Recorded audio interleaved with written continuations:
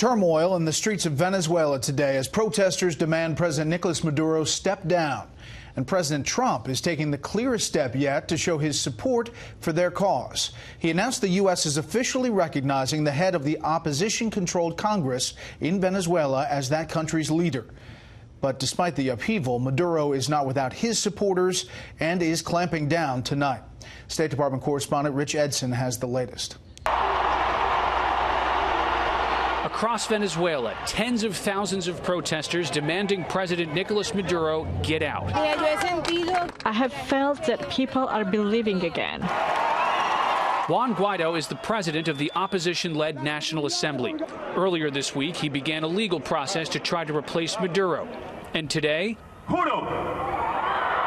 I swear to formally assume the powers of the national executive as president in charge of Venezuela. The United States agrees. This afternoon, the Trump administration officially recognized Guaido as the interim president of Venezuela.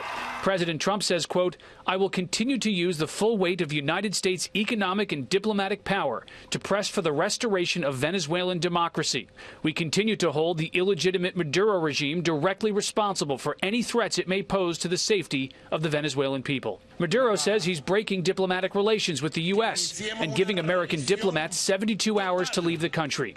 There's little indication Maduro plans to leave. We hope that Nicolas Maduro will accept a peaceful transition of power in Venezuela, that he will accept the will of the people to move his country forward and embrace their new president, Juan Guaido.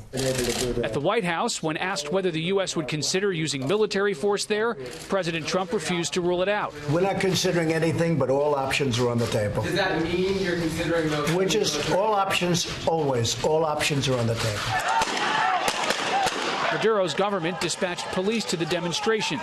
They fired rubber bullets and tear gas.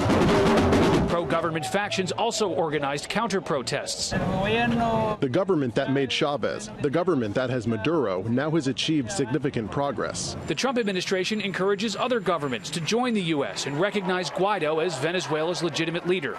Maduro has called the opposition little boys under the control of the Trump administration.